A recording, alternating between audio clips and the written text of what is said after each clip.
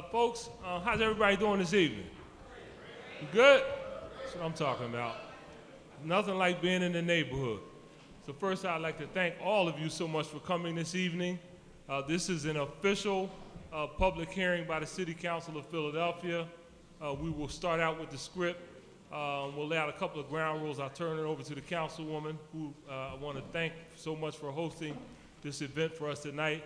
And then we'll be able to have some interaction with your elected officials, the people that represent you, and then we'll be able to talk to you all, the people who gave us the opportunity to have these good jobs. All right? I want to thank you so much. All right, we're going to get started now.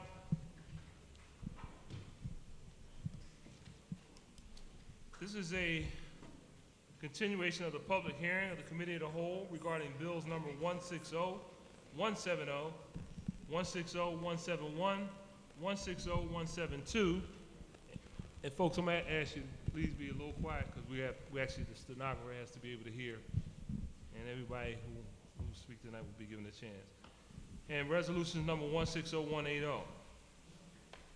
Mr. Stitt, would you please read the titles of the bills and resolutions? Bill number 160-170, an ordinance to adopt the capital program for the 6 fiscal years 2017 through 2022 inclusive. Bill number 160-171, an ordinance to adopt the fiscal 2017 capital budget. Bill number 160-172, an ordinance adopting the operating budget for fiscal year 2017. Resolution number 160-180, resolution providing for the approval by the Council of the City of Philadelphia of a revised 5-year financial plan for the City of Philadelphia, covering fiscal years 2017 through 2021, and incorporating proposed changes with respect to fiscal year 2016, which is to be submitted by the Mayor to the Pennsylvania Intergovernmental Cooperation Authority, the authority pursuant to the Intergovernmental Cooperation Agreement, authorized by an ordinance of this Council approved by the Mayor on January 3, 1992, Bill number 1563-A, by and between the City and the authority. Thank you very much, Mr. Stitt. At this time, I'd like to introduce the members up at the table. There will be a number of other council members joining us shortly. At this time, we have Councilman Al Taubenberger. To my left, we have Councilman. It's okay to clap. Thank you. And Councilman Mark Squilla. I'm going to say the best to last. Councilwoman Helen Gim. I don't have to introduce this lady, you're homegrown. Councilwoman Maria Quinones-Sanchez.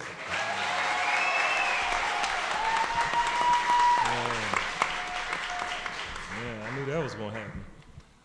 Okay, we're going to continue the script. Today, we continue a public hearing of the Committee of the Whole to consider the bills read by the clerk that constitute proposed operating and capital spending measures for fiscal 2017, a capital program, and a forward-looking capital plan for fiscal years 2017 through fiscal 22.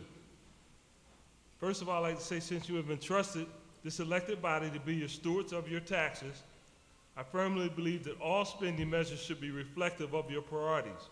We are here this evening to continue that deliberative process.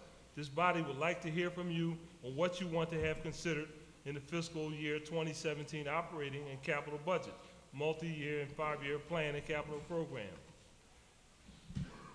On that note, and before we start, I would like to take a moment to thank our hosts again, and I would like to turn this over to my good friend and your council lady, Councilwoman Quinones-Sanchez. Thank you. I'm going to ask Mr. Mike Garcia from the Board of Directors here at Concilio to just welcome you to La Casa de Concilio. Ladies and gentlemen, I just want to thank you for coming and enjoy our house. I want to thank our elected officials for coming here to the community to present these hearings. We built this building after a lot of work. You guys are all welcome to come here. So enjoy yourselves. As the councilwoman said, be respectful of everyone. And lastly, the hall is for rent. So does anyone want to rent? Thank you very much.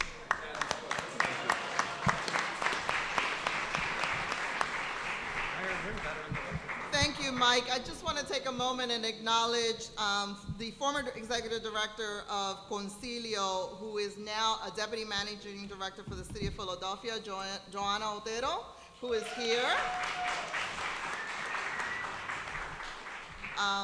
in the room. I want to thank my council colleagues for being here today, and I particularly want to thank all of the advocates who will be testifying before us. As I mentioned earlier before my council colleagues came in, the room has an echo, so it carries. We want to ask people to be respectful. We don't want any booing. We've asked the advocates to assemble themselves by panels. Every panel will have several people. The folks who are with those people are free to stand up when that panel is there so that we can acknowledge the constituencies that are supporting the different issues and the testimony. We are going to ask every individual panelist to abide by the 3-minute rule. Andy will put up a yellow sign that lets you know that you have 1 more minute so that you can start wrapping it up. Because we started late, we really are committed to try to get through the list, and I must tell you we have quite a bit of people who have signed up to testify, so please limit your testimony so that it's not repetitive. We really want it to be your story. Acknowledge Councilman Heenan, who is coming in the room, is joining us, and Councilman Dom, who also joined us. Thank you so much for coming. We want to hear your story, so make sure that as you talk, whether you're a pre-K advocate, a community school advocate, please give us your story. This is part of the record, and it's an important part of our democratic and our budget process, so we really, really, really thank you. So I'm going to start with panel number 1 from the Parks Alliance, and I have a Robin Irizarry, an Awilda Ocasio, a Leroy Fisher, and an Ivy Smith. If they can come forward. The second panel will be Alex Smith, Javier Sanchez, and Luis Rodriguez. Again, buenas tardes, and you may proceed. Please speak into the microphone, and before you start your testimony, state your name for the record for the stenographer. And I'm going to let the beautiful young lady there begin. Good evening. My name is Angela Smith, and I'm a 12-year-old resident of Northeast Philadelphia. Max Myers Recreation Center has been around the corner from me my entire life, yet I have never been able to play and actually have fun there. As a child, you want to stay as healthy as possible. Did you know that for every hour you swing, you burn 200 calories? And that rock climbing can burn 454 calories on your way up and 284 down? My question is, how can we stay healthy if we don't have the right equipment? My other question is, how are we supposed to prevent scrapes on children if we have holes in the mats and pipes sticking out of the ground? I think we all know these are not the only things wrong with this park. I feel as if children, such as myself, should have a safe park to go to with friends and family to have a good time, rather than to ponder over when change will come. That is why I think it will be important that this park gets revitalized. Thank you for your time. Thank you. Thank you.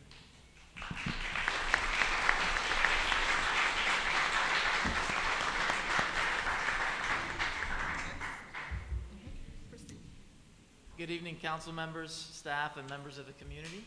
My name is Robin Irizarry. I'm speaking for the Tacony-Frankford Watershed Partnership, or TTF for short, where I serve as the Philadelphia Watershed Coordinator. TTF has worked for the past 10 years to invite the community back into Tacony Creek Park, one of our city's most challenged urban watershed parks. Considerable investments have recently been made in this park by both the Philadelphia Water and Parks and Recreation departments, from starting to restore Tacony Creek itself to creating a new stretch of multi-use trail, a link in the region-wide trail network, the Circuit. TTF regularly hosts programs along this trail, from nature and bird walks to block parties, bike rides, and an annual 5K run. The park has a new and active Friends group, and just this year we began our very first Trail Ambassador program. We have seen how this type of capital investment has made a difference in this park and its use firsthand. The development of a trail has helped reinvigorate this park. A park that for many years has had a reputation of crime and neglect is being rediscovered by a community eager to connect with nature in their own neighborhood, eager to walk and run and exercise on trails that did not exist until just a few years ago. While we are seeing significant improvements, there's still much left to be done. Over the years, we've watched as millions of dollars have been directed towards parks in Center City.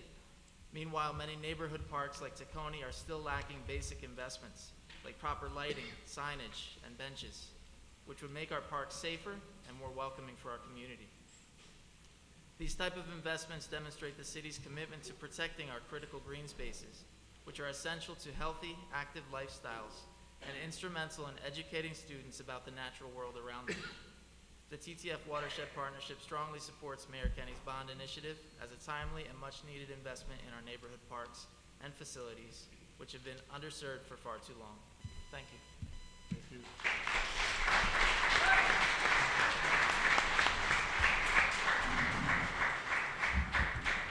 Good evening, my name is Awilda Ocasio. I am with McPherson Park, and let me tell you what happens in McPherson, okay? Like a few years ago, McPherson Park was known as the Needle Park because that's all you could find in there. The children were not allowed to go and play in our park because it was just not safe.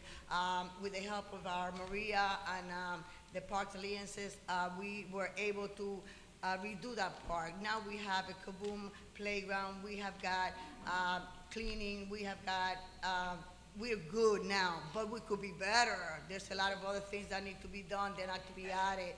We need maintenance in the park. And I don't want to take too much more time because that guy's got the green sign. So I'm going to just say thank you very much, but please do remember that the parks are one of our main places where our children need to go. Okay?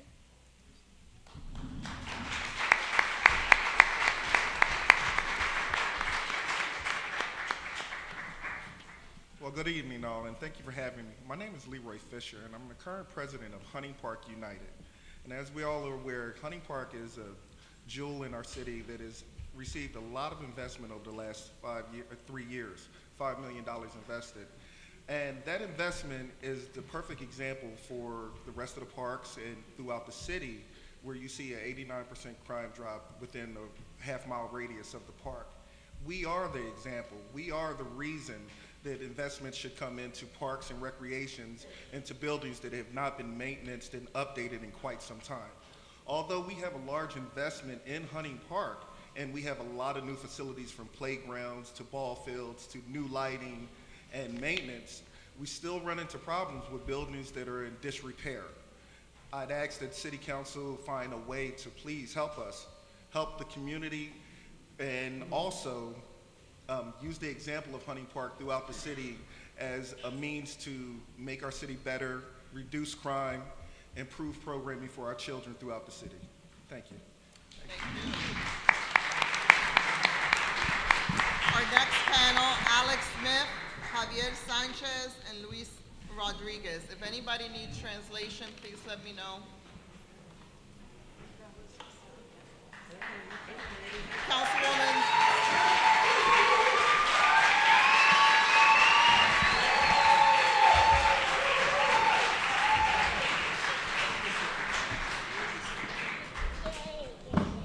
I want to recognize Councilwoman Cindy Bass, who is chair of the Committee on Parks, Rec, and Arts and Culture.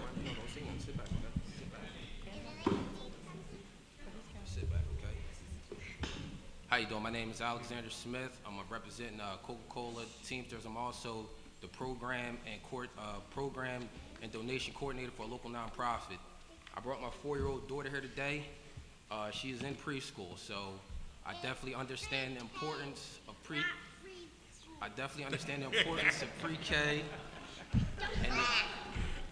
and the importance of the parks and recreation. But at the same time, these beverage taxes will ultimately end up having me and hundreds of my coworkers lose their jobs.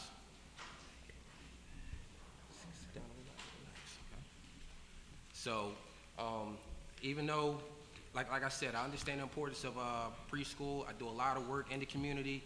I have a lot of partners out there. We do a lot of work in the community. But this beverage tax, these grocery taxes, what it's going to come down to is not the parks and the recreation. It's going to be now, how do you put food on the table to feed your family? If you have, if jobs are moved and jobs are lost, And I have 160 guys that stand with me every day, and when I get involved in the community, they all get involved with me.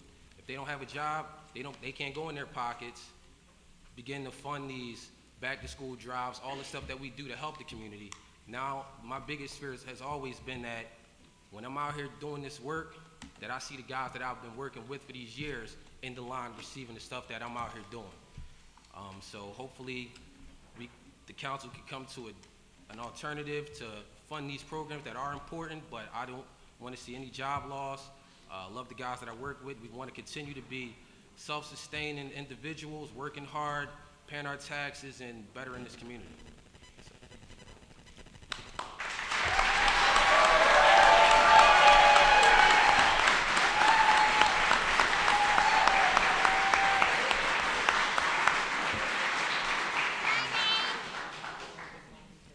Hi, my name is Luis Rodriguez. I also work for the Coca-Cola Company, and I don't want this grocery tax to pass for many reasons.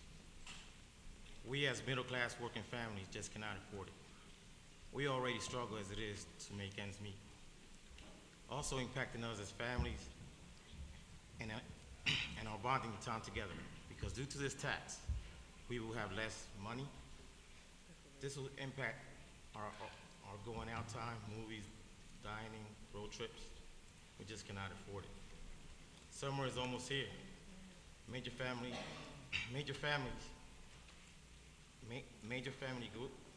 grocery consumption happens at this time due to the vacations and summer holidays. As this tax could impact this in negative ways, making it almost impossible for this to happen.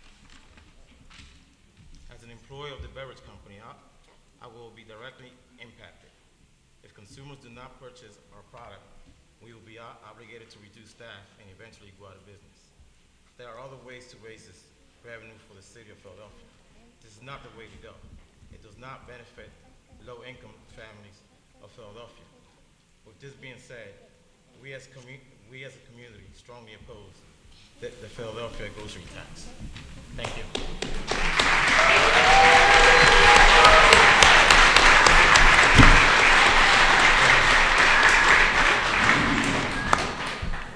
Good evening.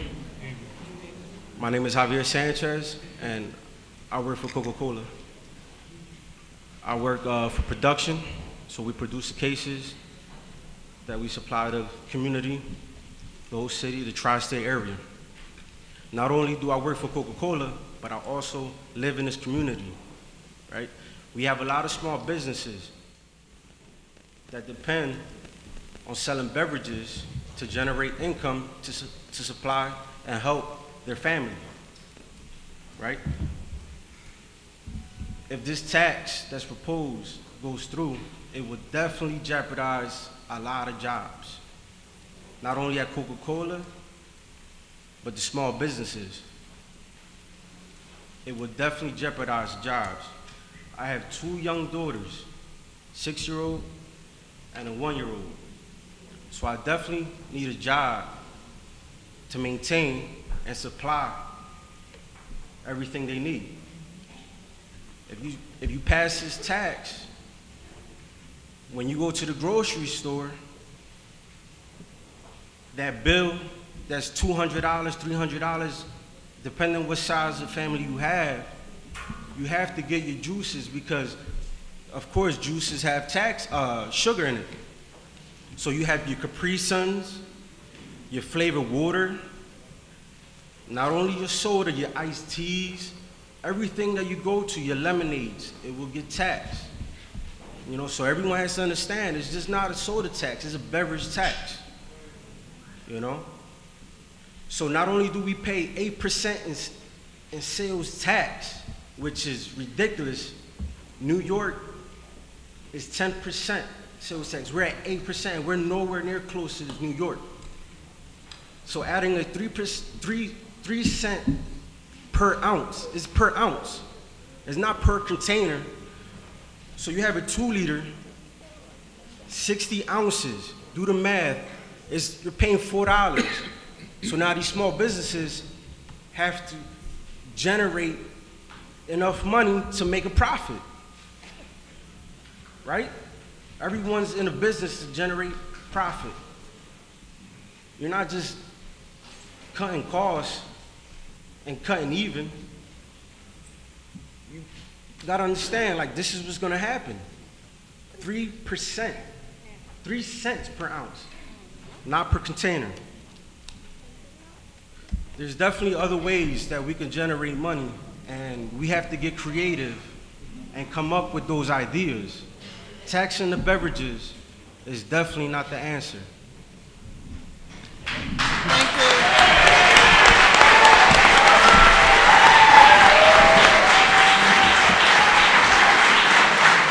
The second. Okay, folks, we want to get through this. The third panel is Barbara Gold, Elaine Johnson, Arlene Saunders, Obima Martin, and I'm going to include one of our school SAC president, Cheryl Bennett, in this, because I know we have all these panels. The next panel will be Miguel Martinez, Magdalena Cancel, Erolina Melendez, and Danny Grace, so please stand by. Thank you. You may proceed.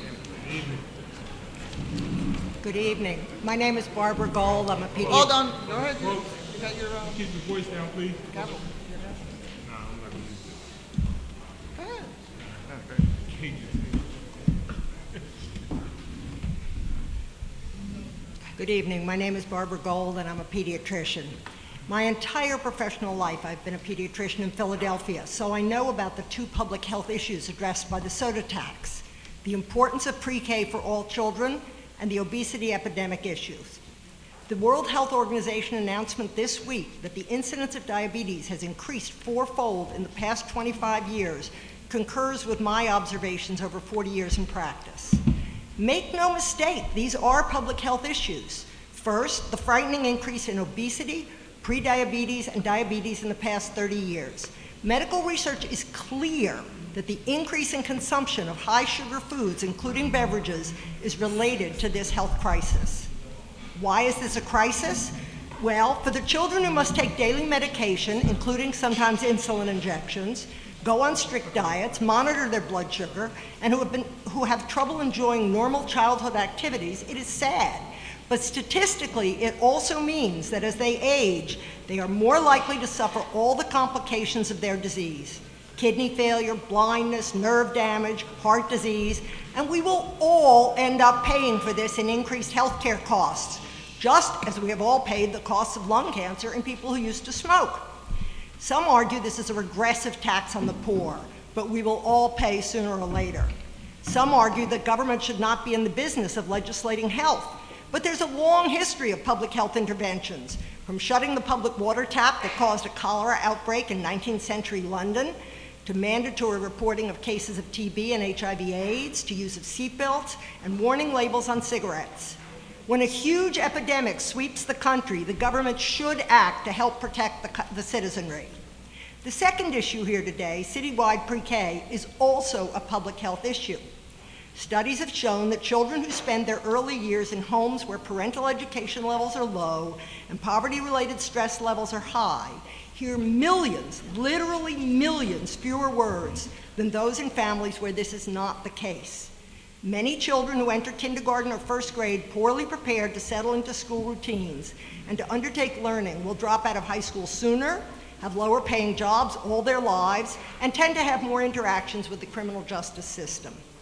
In the broad definition of the health of our public, this is also a crisis, and I urge the council to pass this tax so that we can have a better educated, healthier population in our great city.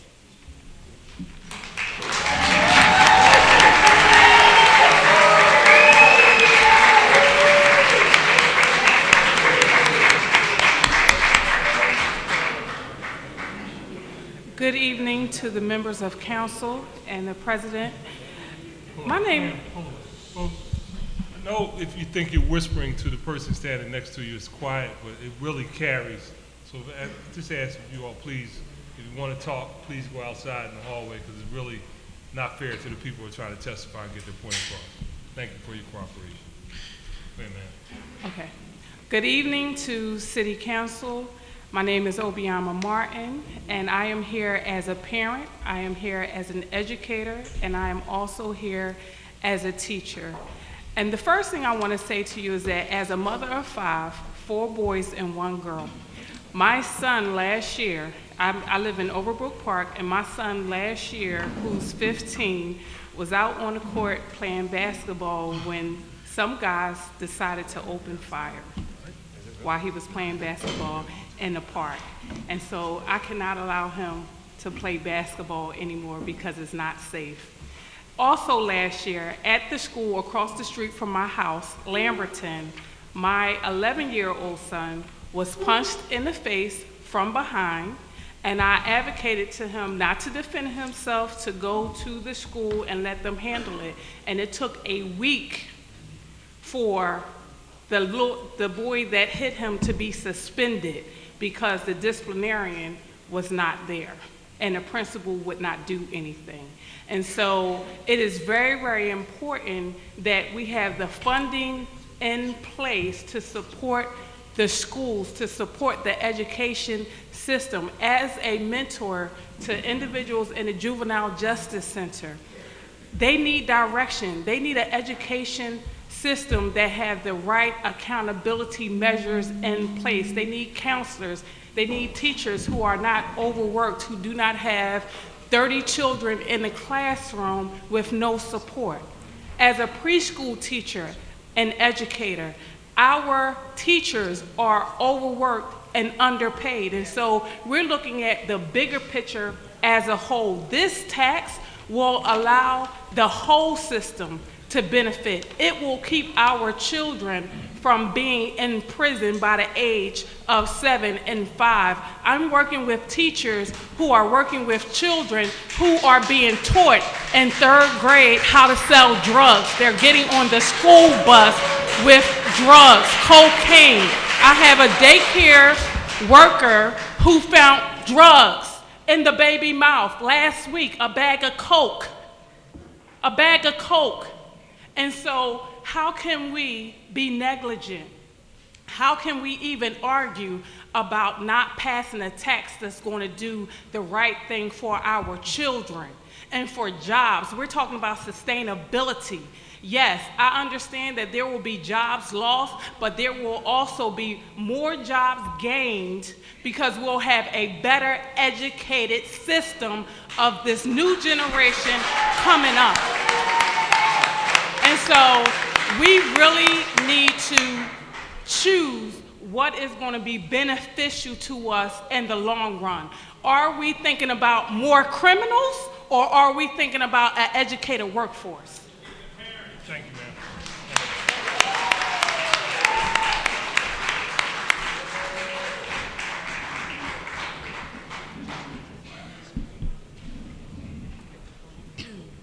Hello, Council. My name is Arlene Saunders, and my program is Precious Angels, and we're located in the Olney section of Philadelphia. I'm a family service worker for Head Start, and on a daily basis, I have to turn families away because we just don't have enough slots for the amount of families and the amount of children who need help. And we service the most needy children in the city of Philadelphia. My parents make sacrifices, and when I have to turn them away, they have to turn to alternative methods of watching, for people to watch their children. They have to leave their children with their neighbors or aunt, or mainly grandparents who just are not able to care for the children the way that they should be cared for. So when now we're sending children to school that are not prepared to enter into kindergarten. So we ask that you do pass this tax so that all the children who need to be serviced, the neediest children who need to be serviced, are offered that opportunity. We just don't have enough slots to provide for the children who need it. And childcare is very expensive, more than most people's rent, mortgages, they just can't afford to pay that. The CCIS waiting list is so long. They have to work because they have to support their families. So I understand what everyone's saying, there's gonna be jobs that are lost, but the children are who we are advocating for. Not for us to make more money, not for us to be in better predicament, but for the children. We have to take care of them. Thank you for your time. Thank you, ma'am.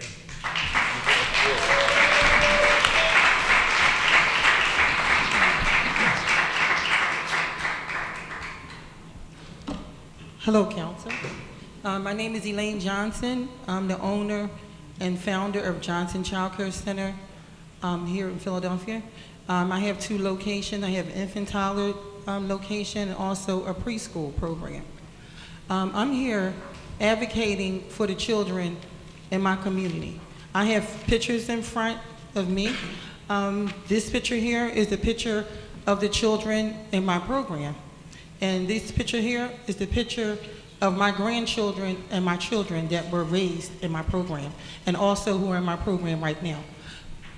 One of the things that was brought to my attention in one of the meetings that I went to recently as an advocate, that early childhood, the preschool teachers, where our programs are paid $8,000 a year. Well, the true cost of child care is $16,000 a year.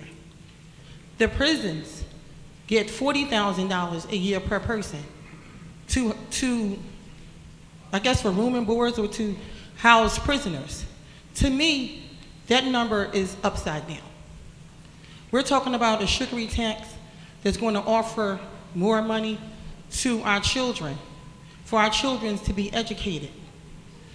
Our statistics that we have as advocates, that if the children are not reading by the 3rd grade, that they're already making a place for our children in prison. I have a problem with that. And I think that we all should. So as an advocate, I'm standing for the children in my program, for my grandchildren here, for my children who went through my program, who are, one of my daughters she's in school for her associate's degree in ECE, and my oldest daughter is in school now for her doctorate degree in education. And they all came through preschool. So preschool is worth it. And one more thing I want to say, right now I'm wearing this button that we have as an advocate. It says, pay now or pay later. Well, I'd like to change this button and say, pay now, don't pay later. Support the sugar tax. Thank you.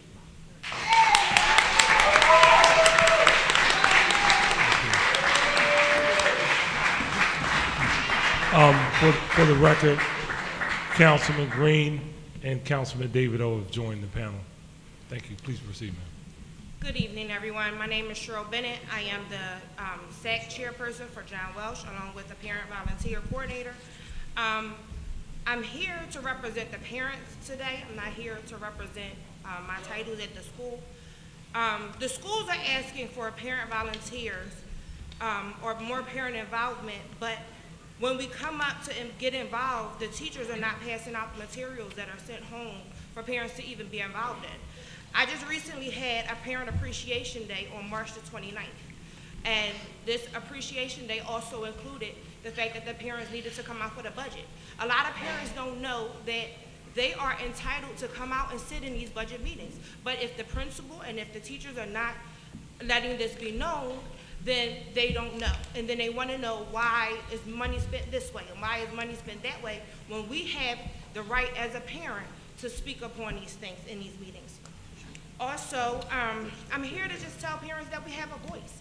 You know, a lot of parents don't understand that we really have a big voice in school. I am a parent of 3 children in the Philadelphia Public Schools. I have 2 that attend John Welsh, where I am.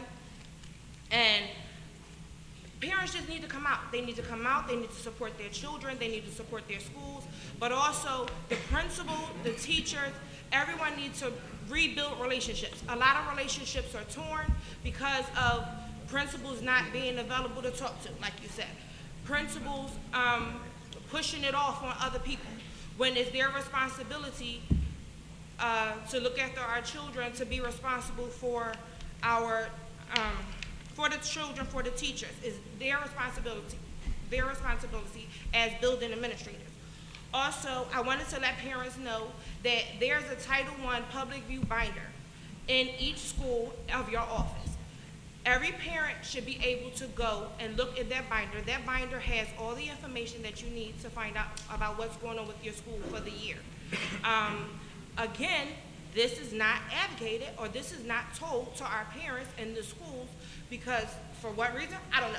But I know that when I came in to John Welsh in February and became the chairperson this current year, there were a lot of things that I didn't know as a parent. And I was shocked, like, why didn't I know this information? So my goal was to tell everybody. Everybody gonna know. So I'm here to just let parents know, get out, go into these schools, get any information that you wanna know because the principal and the teachers are allowed to tell you. Do not be scared to go out and ask for information that you need about your children. These are our children that we're concerned about. We're here today talking about the tax for our children. So therefore, the money, everything that's going on, we need to be concerned more about our children. Thank you. Thank you. Thank you. Thank you. Hold on a second. Hold on one second. Councilman Dom, did you have a... Councilman Dom, Chair recognizes Councilman Dom. I think he had a question or a statement. Yes, thank you, Council President. Thank you, Councilwoman Sanchez, too. Unfortunately, I have to go to a civic meeting in Somerton, but I'll come back after that meeting. But I wanted to speak about something not related to the budget or the soda tax. And that's something that has a deadline of April 18th called the Earned Income Tax Credit, EITC. I need everybody to listen to this. It's very important. Last year, we left $100 million on the table that could have gone to 40,000 families, people in Philadelphia. 40,000. Because people don't know about it. We have the forms, we have the information. You can ask any of my colleagues, we have all the information. We need to make sure that these 40,000 people get this $100 million. April 18th is the deadline. I'm going to give you an example. Single parent with 2 kids, up to $43,000 of income. The checks can be up to $5,500. You can file back 3 years. That's like $16,000. Married, $49,000, up 2 children, same type of credit. So it's real money. This is federal money. Federal money. $100 million was left on the table last year that could have helped 40,000 of our people in poverty. So please, I want you to tell 10 people about this. It's crucial. April 18th is the deadline. Thank you, and I'll come back. Thank you. Thank you, Councilman. Thank you. So the next panel is Miguel Martinez, Magdalena Cancel, Erolina Melendez, Danny Grace. The panel after that will be Teddy Theodore Daniels, Darrell Vereen Gibbs, Ernie Bennett, Portland Green, and Denise Stroman. And that is members of SDIU. So that'll be the panel after this. En la próxima, Don Martinez. Él es en oh no, you're here too. Can we get another chair? I'm sorry. The chair right behind you. Oh, añade esa silla. Okay.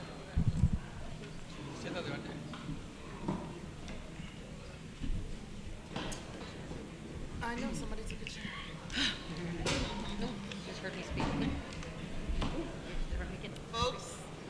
I'm sorry. Hi, Maggie. Quiet, please. Good evening, Council. I'm Erolina Melendez. Push down a little bit, please. Thank you. Good evening, Council. My name is Erolina Melendez. I'm here as a small business owner and also as representing the Dominican Grocer Association. I would like to say the tax for a small business is unfair. We, especially a small business, is still suffering from the cigarette tax. So enough is enough. I'm going to see if they get to pass the cigarette tax and the soda tax, we as a small business are going to disappear. Thank you.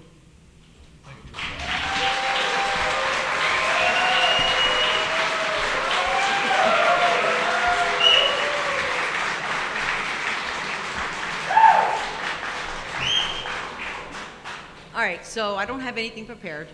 Your name for the record, Maggie. Magdalena Cancel, and I am a teacher assistant for School District Head Start. And I find myself in a bit of a quandary. On one hand, I am for the children. Believe it or not, I am. But as Head Start, we took a hit 3 years ago, and it was to conserve. And they said, we're going to close these things, we're going to close these schools, and we're going to make it better, and we're going to have monies, we're going to have funds, we're going to have the cigarette tax. Well, the cigarette tax came and went. We've seen nothing. Head Starts are still suffering.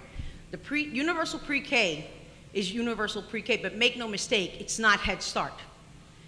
Second, you see corporations that you're taxing, soda. I see families that have bills, that have mortgages.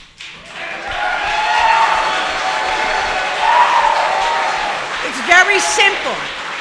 It's very easy for people to say jobs will be lost while you're going away and getting up every morning to go to your job. That is hard.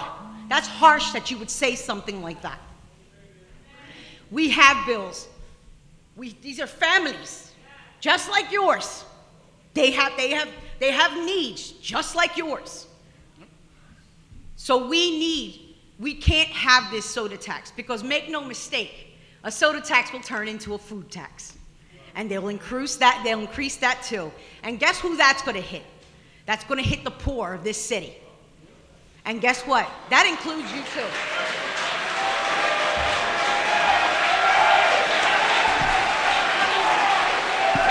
Thank you.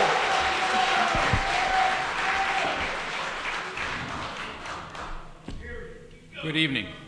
My name's Daniel Grace, Secretary-Treasurer, Teamsters Local 830 here in Philadelphia, largest Teamster local in the city of Philadelphia.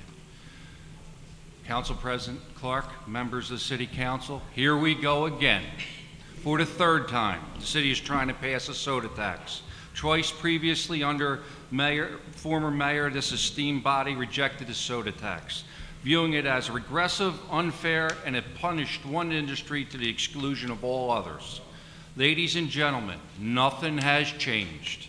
Call it a soda tax, call it a sugary drink tax, call it a grocery tax, whatever you want to call it. Let's be clear on a few things. This tax, if passed into law, will more than double the cost of every drink that contains any sugar. Sodas, kids, fruit juices, iced tea, sport drinks, energy drinks, and many other popular beverages. Don't think for one minute that the distributors will pass the costs of this tax on to the consumer. They most certainly will.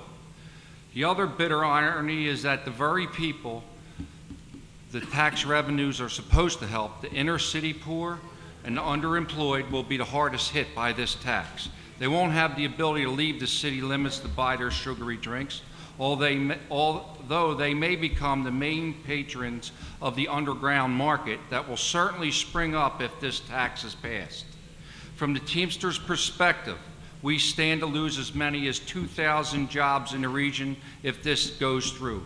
Not just in trucking either, but also in sales, merchandising, marketing, and other functions. Less product sold means fewer positions needed to sell it and move it.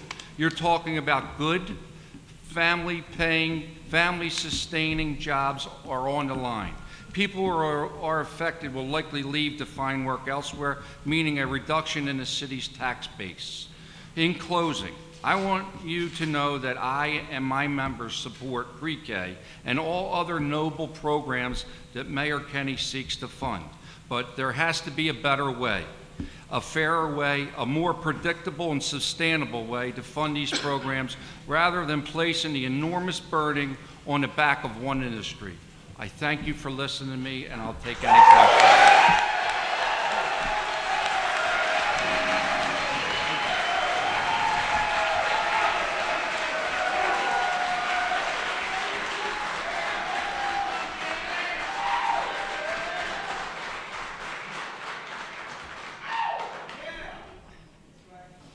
Señores miembros del Consejo Municipal, members of the councilman de la ciudad de of the Filadelfia, city of Philadelphia, damas y caballeros, ladies and gentlemen, Queremos llamar a la atención want to bring to the attention con la pretensión del Consejo Municipal with de the la Ciudad de prediction of the Council of Filadelfia Philadelphia para aumentarle a un 3% por onza to bring up 3% per ounce a todos los productos all the products que contienen azúcar. that contain sugar. Queremos recordarle al Consejo Municipal We wanted to remind you of the council que en el mes de junio in the month of June, ellos aumentaron un 4.5% a los impuestos de los taxis a las propiedades. you raised 4.5% of the property taxes. También queremos recordarle We also wanted to remind you que ellos le permitieron a Pico that you allow PICO aumentar to raise exactamente un at 3.95% 3.9% a la electricidad. to the electric. También como un regalito para nuestra comunidad. Just like a little gift to our community. Le permitieron You also allow al gas to the gas company aumentar 80 centavos por mes. 80% per month. Pero ahora For now, también la compañía de agua now the water department also pretende aumentar want to increase un 11% 11% también al agua. also to the water. Pero ahora resulta But now results que la ciudad de Filadelfia that the city of Philadelphia también pretende also gravar pretend los to productos de primera necesidad de los the consumidores. first products that are needed for the children. Queremos recordarle a la ciudad de Also, we Filadelfia wanted to remind the city of Philadelphia que nosotros representamos that we represent la Asociación Dominicana de also the Comerciantes. Dominican Society. Pero en este momento But also in this time, yo quiero hablar I want to speak como ciudadano, as a citizen, como miembro de esta comunidad. as a member of this Que día tras community. Veo cómo las That everybody, personas I see how the people, tienen menos acceso they have less a los productos de to the primera products necesidad. of the first needed.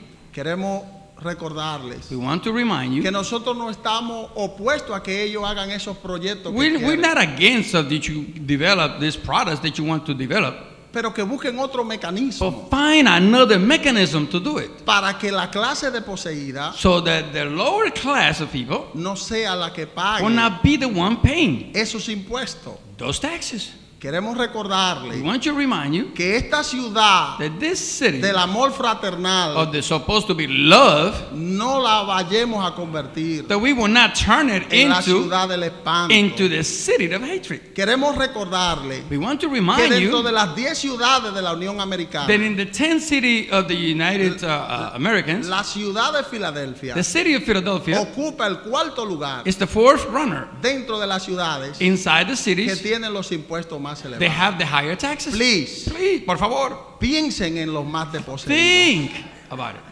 Gracias por escuchar. Thank you very much for listening to me.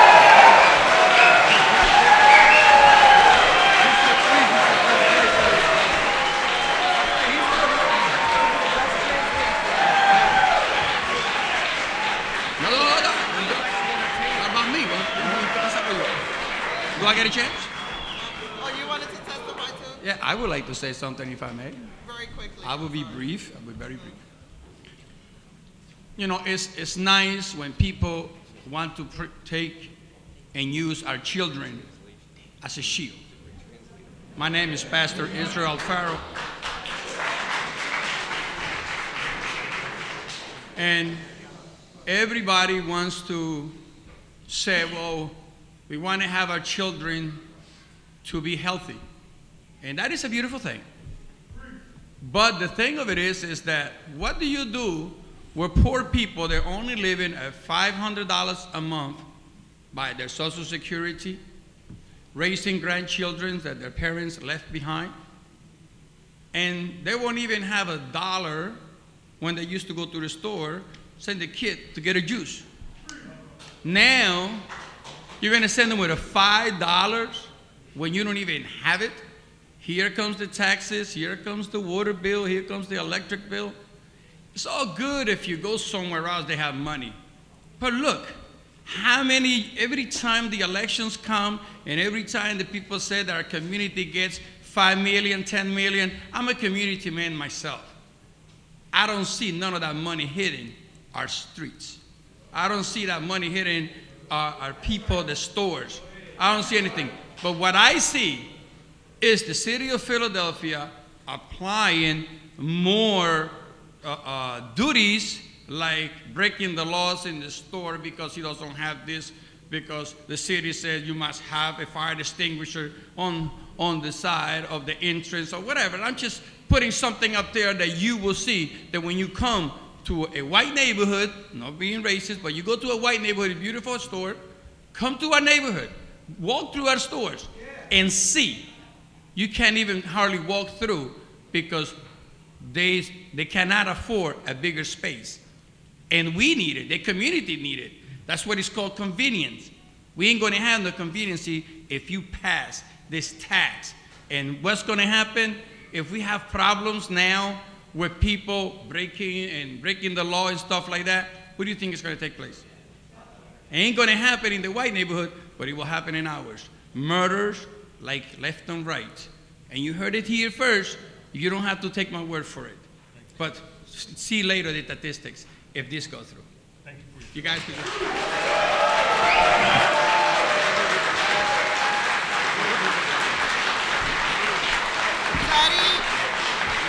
Theodore Daniels, Darrell, Marine Gibbs, Ernie Bennett, Cortland Green, and Denise Stroman. And then after that, we will have Renton Wright, Danny Villa, Norrin Shoemaker, Sam Tolentino. The next panel, please line up.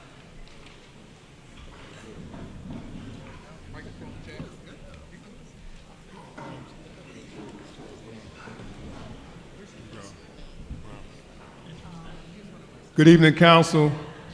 Good evening, all guests. My name is Ernie Bennett. I'm the staff director of District 1201, 32BJ SEIU. I'm a proud product of the Philadelphia School District. I'm the father of 5 children who were also products of the Philadelphia School District and who graduated and went on to college and graduated from college. School district children are very important to me. It's a passion. I work in the schools. My grandchildren are currently in the Philadelphia School District. Also, we see education as a priority in my family. Not only have I walked the halls of these buildings as a student, I've worked them as well as an engineer 31 years. I know how beneficial this sugar tax will be to our students and their future. As a parent, as a representative of more than 2,000 hardworking school district employees, we have vested interest in the well-being of our children. This tax bill will provide our young people with the resources they need to be whole. Often our members see children coming to school without the things they need. The creation of community schools will fill in the gap to provide our children with the tools they need to succeed in the life, from medical to dental to counseling to trades and much, much more. If the children are our future, we need to support this measure. Universal pre-K for all children, not some. Get a step ahead and prepares them for the school. This is positive. We need this. Let's stop talking about how the education system can be better and do something about it. We're always saying the children are our future. Well, let's show it. The soda tax puts dollars in action and it is a step in the right direction. I fully support Mayor Kenny's sugar tax for a better future for our children and our students. Thank you.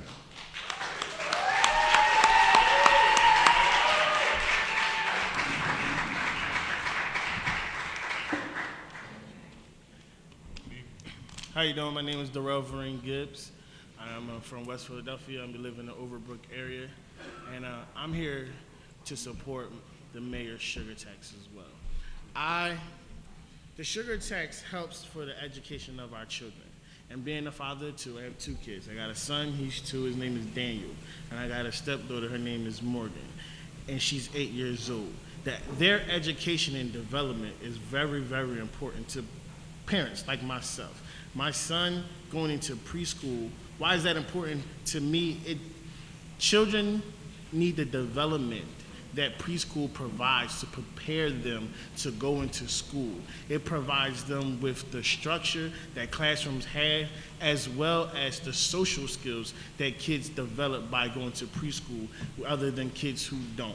When my now 8-year-old stepdaughter went to kindergarten, you can tell the difference between children who were in preschool and then who were watched by a family member.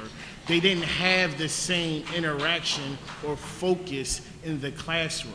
And then when classes were, or schools were cut and classes were bigger and you only had one teacher and now 40 students and half the kids didn't have that structure to sit down, stay focused, and learn, it disrupted those other children from having the same learning in the classrooms. As well as today, schools don't have things like nurses or counselors that are provided for the kids to have the things that I had when I was in school, just to be able, if you hurt yourself, to go to a nurse.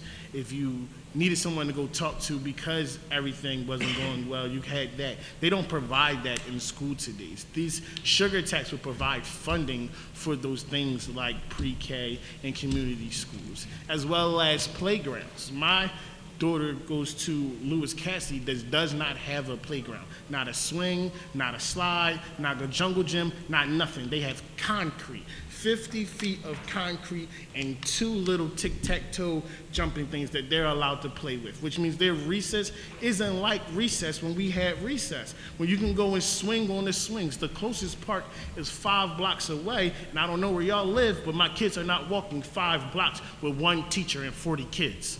That's just not what is allowed to happen. And we need playgrounds and we need funding for these schools so the kids can have what they need right there at the school. Nurses right there at the school, playgrounds right there at the school, counselors who can take those kids who are discipline problems right there at the school, when you have parents who have to work 2 jobs and can't get back to the school to deal with their kids, but the teacher can't stop the class to deal with that one child. We need funding. And if this is what's going to help with that funding, I am full support of this, and you should be too. Thank you.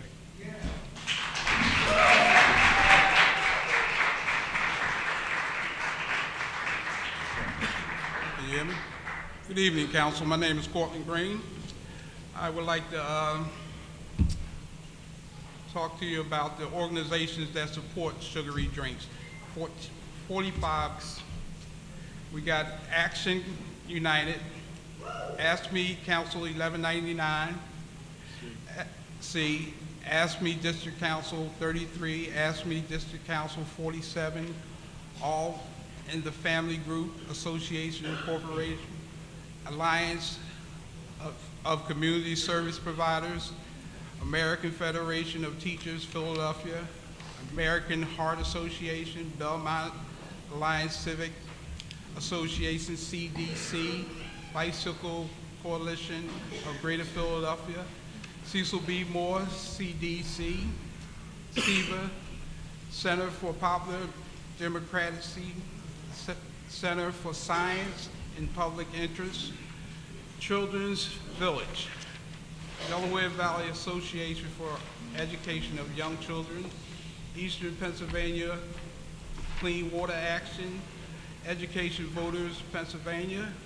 Faith Community Development Corporation, FOP Lodge 5, Germantown Community Connection, Germantown Restoration, CDC, Greater Brewery Town, CDC, Help Incorporated, International Association of Firefighters Local 22, Lovey's Lead Stars of Tomorrow, Media Mobilization Project, Men United for a Better Philadelphia, Millbrook Civic Association, Parent Infant Centers, Pennsylvania Association of Staff, Philadelphia Coalition Advocating for Public Schools, Philadelphia Federation of Teachers, Philadelphia Jewish Labor Committee, Philadelphia Neighborhood Network, Philadelphia Parks Alliance, Public Citizens for Children and Youth, Public Health Management Corporation,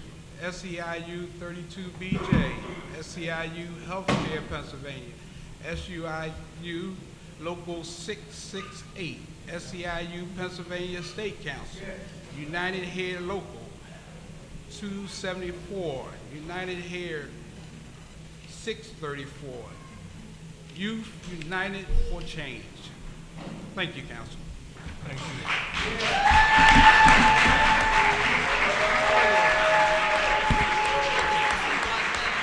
Good evening, everybody. My name is Teddy Daniels. I'm a school district employee for the last 20 years. And I'm here on behalf of the sugar tax.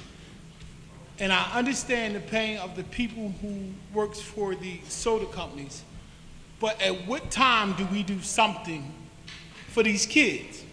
I get to see it every day with kids because I'm working at school.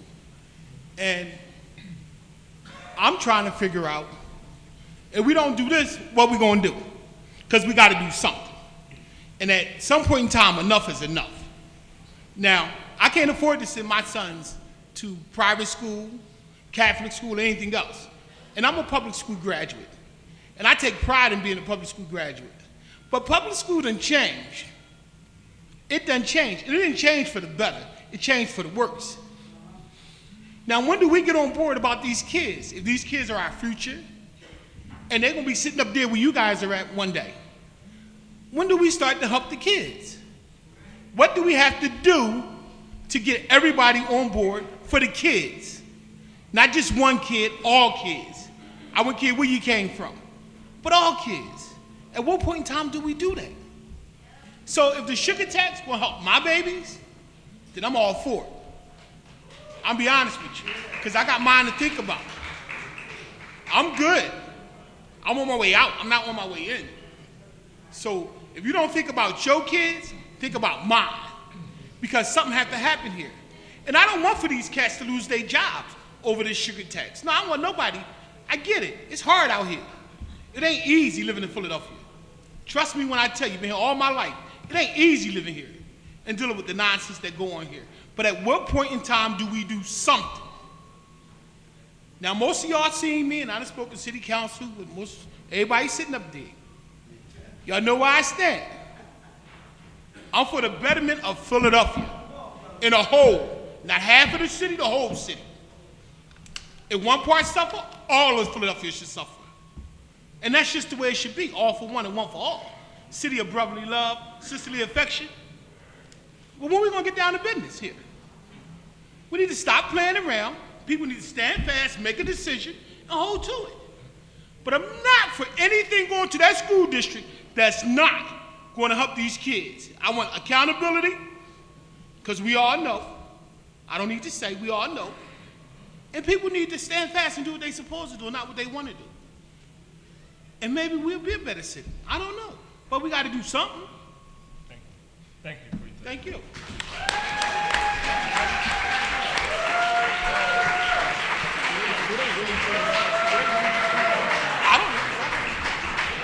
We have Renton Wright, Danny Villa, Just for a minute.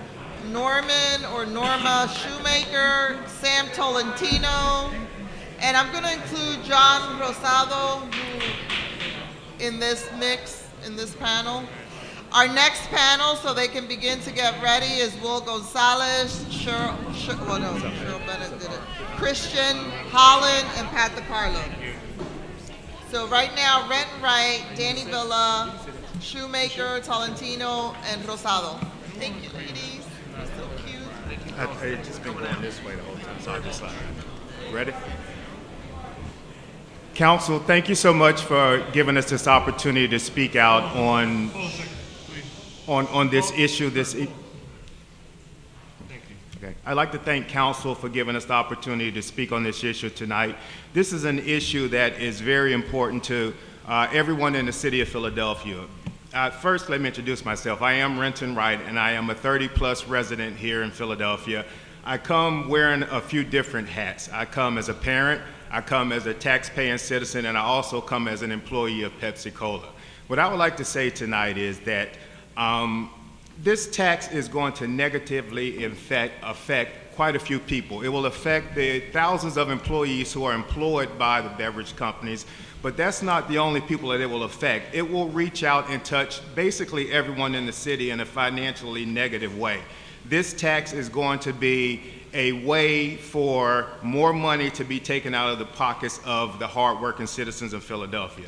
Not only will it do that, I think that this tax will also drive some of the largest or larger Fortune 500 companies that we have in the city. And I think that if we as a city, with a collaborative effort, worked with our corporate citizens, I think that the collaboration between the city and the corporate leaders could do a lot more beneficial things for the city than this tax will do. This tax is also being cloaked under a sugar tax. This tax, to me, does not come across as a sugar tax. It comes across as a soda tax. If every item that contains sugar were taxed, then it would be a sugar tax. But this is a sugared soda tax, which, if that comes into effect, what it is going to do is going to decrease consumption, which will not generate the money that the city needs to take care of these initiatives.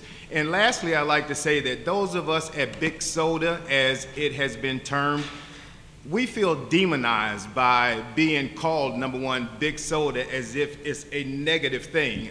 We are not an addictive product. We're not forcing anybody to drink our product. Our product is chosen to be drank. So to penalize those people that freely choose to drink our products, I think is unfair. And to take one industry that has products that contain sugar and try to get all of these initiatives pushed through on the backs of that one industry, I think is unfair.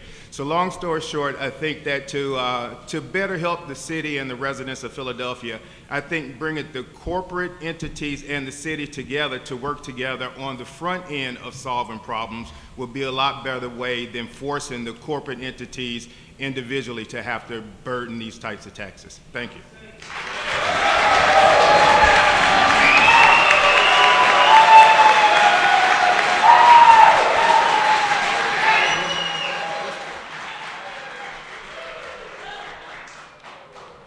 Hi, my name is Danny Venus. I belong to the Dominican Grocery Association member.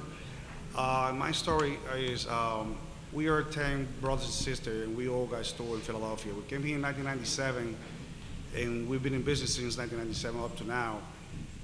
And we are agreed that, you know, that you people, what you're doing is great, but not the way you want to do it. I mean, I think that taxing the beverage will affect, it will be a big impact in our community and the small business. There's going to be a lot of jobs that are going to be lost. And you people have to understand that most of those people that works in a small business, they do not have no degree, they don't have college degree, not even a GED. So you are trying to create jobs. Well, how about those people who are going to lose their jobs? There are about, I would say about 3,500 small businesses in Philadelphia.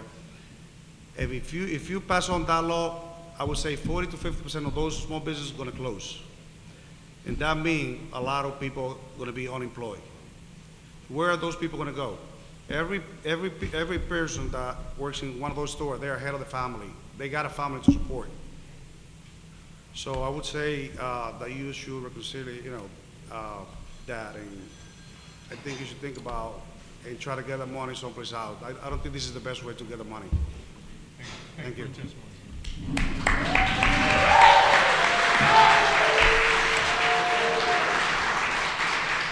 Hi, y'all. My name is Norman Shoemaker. I work for the beverage company, Philadelphia Coca-Cola, and I'm against the grocery tax that we have. I'm a Philadelphia resident all my life. I have 2 kids. My 4 kids, my oldest 2, one in the Navy, one in the Air Force. One graduated from Central, one graduated from Girls High. My other 2 that's behind me, they're also in a race to go into one of those schools. But I'm against the Philadelphia grocery tax because it's going to hurt many people on both sides. I'm all for the pre-K. There's no doubt. Kids do need help. We all for that. But not on the expense of the beverage company. We cannot afford that. If you want to help the kids, we first have to start helping the parents, because it is about the parents that take care of the kids. So we cannot contradict ourselves by putting the kids first. So we have to realize that it's all about the parents, taking care of the parents. So if you pass this soda tax, what about me and my kids? What about my family? I'm a homeowner too. How am I going to provide for my family? I don't think that's fair. And the ones that is for the tax, I didn't hear not one of them come up here and say that maybe y'all should take more taxes from me. I did not hear that. If we is in the city of brotherly love, let's show love both ways. Not just one way, both ways.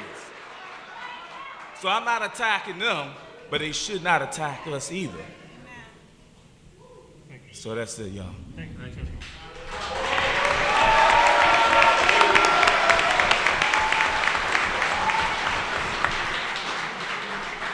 How you doing? My name is Samuel Tolentino. I'm coming to you as a father, a husband, and a citizen of Philadelphia. I've been here all my life, 36 years old. I see where this tax can go, how it can affect my job, but not just my job, my co-workers. The people in the city, they can't afford to go outside the city to maybe purchase a soda. They're stuck with it, just like everybody else in here. Think about it. You're talking about job losses. There's no way that I think I have the heart to go to my daughter, who is 9 years old, and tell her, Daddy just got laid off because of a sugar tax. Because they couldn't have me there no more. I've been there 12 and a half years. That's going to be a crushing blow. There's got to be another way. No one's against the pre-K. No one. I want y'all to understand that. I'm for that. But there's got to be another way to do this. Don't go after one industry. And that's it. Thank you.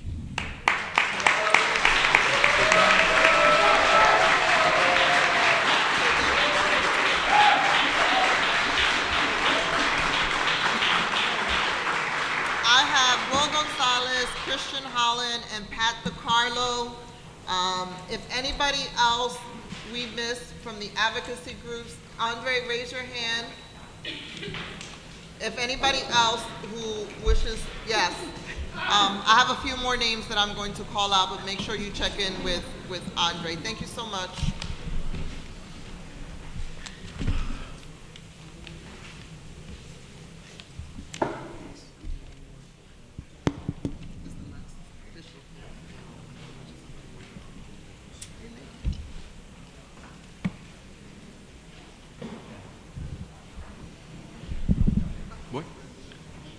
Buenas tardes, good afternoon. My name is Will Gonzalez. I'm the Executive Director of SEBA. SEBA promotes the economic development of Philadelphia's Latino community through collaborations and advocacy aimed at ensuring their access to quality housing. Health, education, and safety are vital elements to the ability of people to secure and retain quality housing.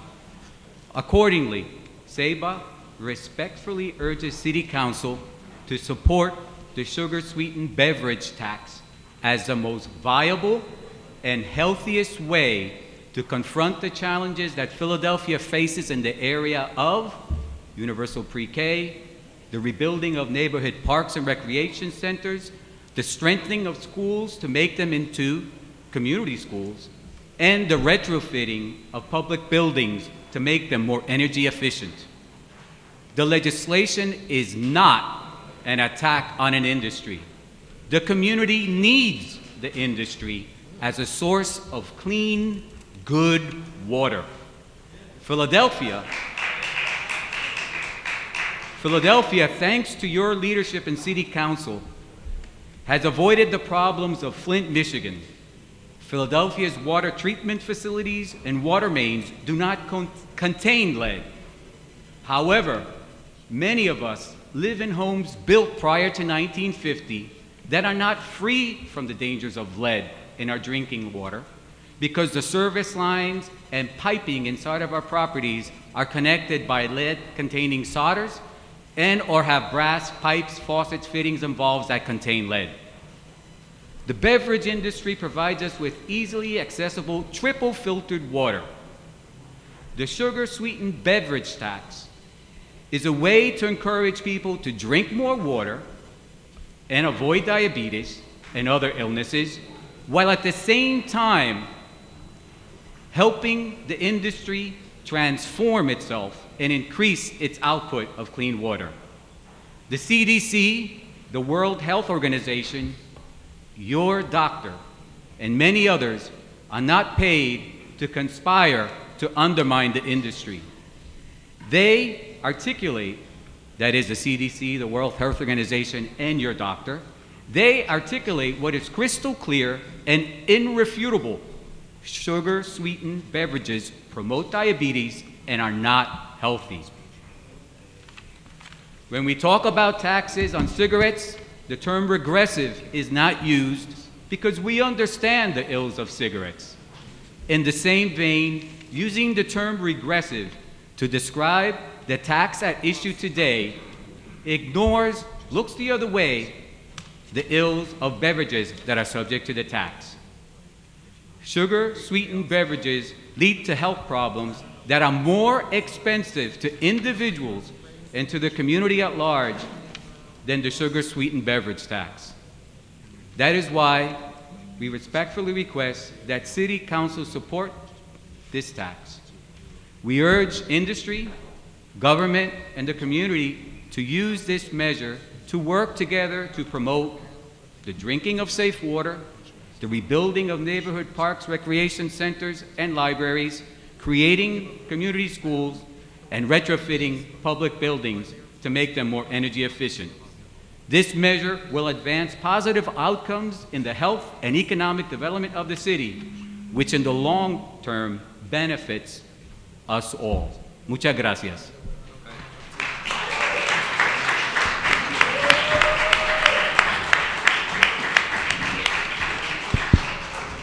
Good evening, City Council. First of all, I'd like to thank you for the opportunity to be able to speak tonight. My name is Christian Holland, and I come with many hats. I am the Director for Episcopal Community Services out-of-school time programs. But today I'm actually coming with the hat of representing the Philadelphia Out-of-School Time Coalition. And the Out-of-School Time Coalition is a group of stakeholders resolved to instituting a plan that educates our leaders, our constituents about out-of-school time, what we're doing in the city of Philadelphia, and what we're doing statewide. Our mission is to pretty much to keep children and youth safe by developing them into contributing citizens during non-school hours. And so we provide services throughout the community. We actually serve about 20,000 plus kids in Philadelphia alone. We do everything that many of our stakeholders talked about, such as the academic enrichment, the physical structured and unstructured activities, the community service, project-based learning, which reinforces literacy and mathematics, as well as other enrichment activities. And we really are all about children and families. Today I just really come to really just kind of I guess reinforce what's been stated already, but I come with a different tune, if that makes sense. We know that our children is a wise investment in the city of Philadelphia. We know that when we keep kids off the street, specifically between the hours of 3 and 7, we realize that the crime rate is lowered. We know that during that time, the crime rate is at its highest peak. And we also understand that we're preparing them for the future. We're preparing them to become strategic lifelong learners. At the end of the day, this is a very tough decision. I would not like to be in your shoes. So I would like to say many prayers are being offered to you. But I will say that our youth are our future. They are important. It is imperative that we actually provide services for our youth. It is imperative that we actually give them what they need. I'm not exactly stating that pushing the sugar beverage tax is the best way. So I kind of come with a different spin on it, if that makes sense. Because I realize that, once again, our mission is to keep families together. So I'm not suggesting that pushing a tax that would put people out of their jobs is the best way to go about it. But at this point, I'm kind of with you. I don't necessarily have pinpointed a specific way. But I will say that it's imperative that we think about different nuances, different ways to continue to educate our youth, to push community schools, to push universal pre-K, and at the same time to also keep our youth and keep our families thriving in the city of Philadelphia. And so once again, I just come really urging you all to really come together, make that decision. I'm in support of our youth. I'm in support of our families. I'm not in support of putting people out of their jobs. I'm not in support of actually putting people out on the street. My job is to keep that from happening. Right, I work with many stakeholders, DHS and Department of Education, so I'm all about making sure that we don't do that, but at the end of the day, I also understand that this is a tough decision. So I'm really asking you all to really maybe go back to the, go back and really rethink these things and really think about maybe a different way, a different approach of really making sure that we can pay for the community schools, making sure that we can pay for the universal pre-K and that we get the job done. Thank you so much for your time. I appreciate it.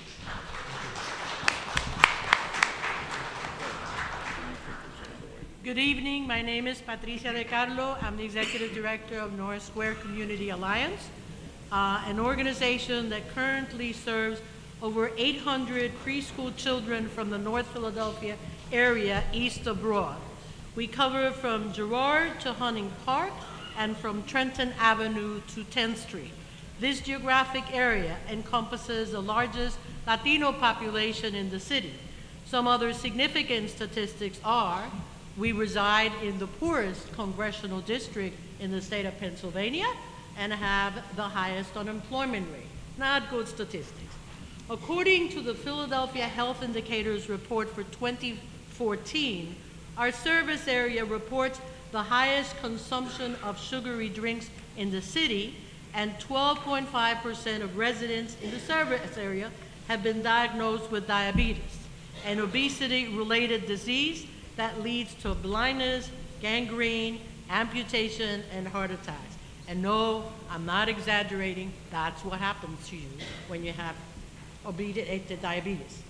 Food and beverage companies promoting sugary drinks disproportionately target marketing efforts and advertising towards low-income people of color, and Spanish language media receives the highest share of advertising dollars from corporations sponsoring ads promoting sugary beverages. So what can we conclude from these statistics and the impact of this proposed tax?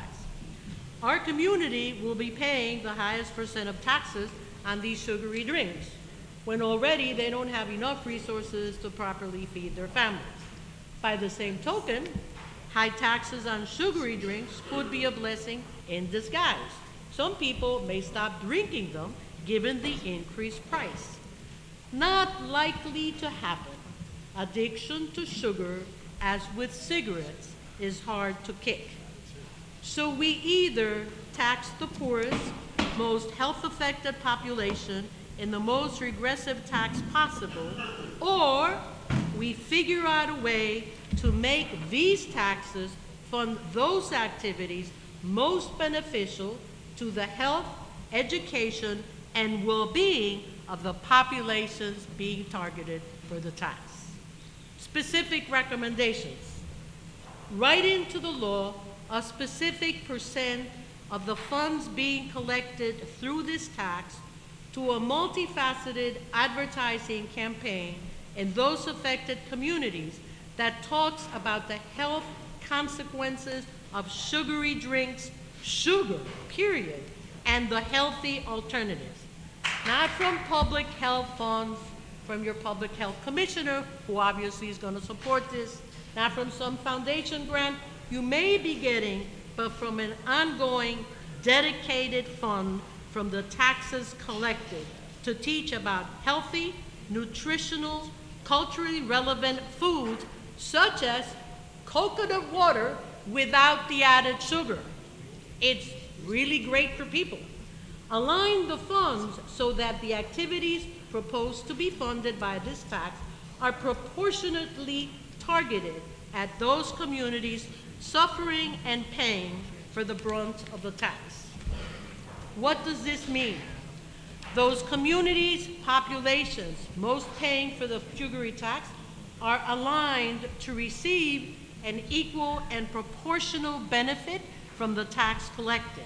So, the affordable pre-K slots for working families in those neighborhoods, college education scholarships targeted to the children of those neighborhoods so they can become the teachers of their quality pre-K centers, improved, expanded recreational centers for the children in those neighborhoods to be used by the children of those neighborhoods. Why do I keep relating the two? Because I'm sorry, I come from a neighborhood where when we first came, the recreational center was dedicated to some folks who previously had lived in the neighborhood, formed a basketball group, whatever they call those things, had moved to Jersey, but still had permission in the evening. They were the ones who could play. And we're going back to that. So that doesn't make sense. I want to make sure that we, the people in the neighborhood, benefit from the taxes that we're paying for the sugary drink that we're going to stop because we're going to become more healthy.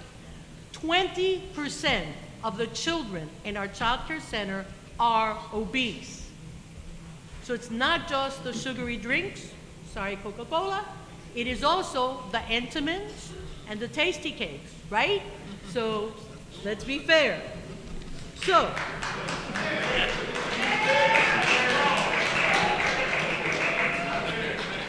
So I'm sure this was not the intent of the proposed tax. I'm sure Major Kenny did not intend to target just sugary drinks. That's just the beginning.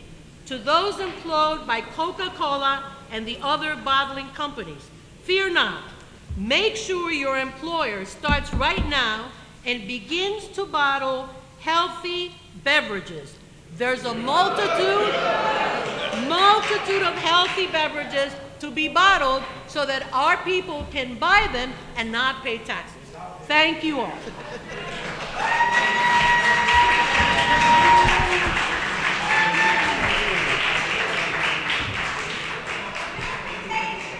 Good evening, City Council members, President Clark. My name is Sandy Vincenti, and I'm kind of last minute asked to wing it, Voice down, please. Thank you. So this will be interesting. I too wear many hats, and fortunately many of the benefits of this soda sugary drink tax are going to be reflected in some of the hats that I wear. First and foremost, I am an early childhood educator and director. I'm launching an environmental ed program, and I sit on the board of directors for a few different local parks, particular Penn Treaty Park in the Fishtown section of Philadelphia. So I'd like to speak a quick moment on Parks and Rec, because I think that's been a little bit under recognized here. I think in particular, seeing the improvement in parks, it's an immediate benefit to all the neighborhoods. It's an immediate benefit to not only the children, but the families in the neighborhoods as well. Penn Treaty Park, for instance, several years ago was just rampant with drugs and prostitution, and just small investments from the community members themselves have brought the parks a long way. So I think directly reflecting in the sugary tax is going to be seen in the city and in the neighborhoods that can be disenfranchised. Also, I think I want to speak a little bit on a point that was made in regards to offering up the taxes ourselves.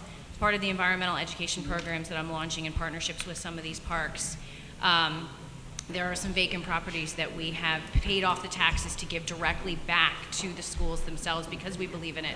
We are putting our passion and our money where our mouth is. And so I think I can speak personally, putting that effort and benefit where it's most needed.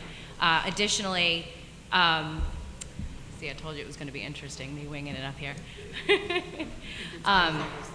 What's that? I think your time is almost up. Well, there you go. We're good. Additionally, I can just speak personally, just being a pre-K teacher and working for a fortunate, privileged preschool where we did see that quality piece, and teachers in particular are going to receive benefits of this and be able to put back into the economy by getting a worthy wage as well. And I saw that in particular when I worked for a quality preschool. I know it was mentioned Children's Village. And that was the only time in my working career that I was able to sustain a healthy economic family. So that is extraordinarily important, and I really urge you all, and I urge everybody here to keep an open mind, because it isn't good. be seen from the children all the way through in all different communities. So thanks for putting up with me.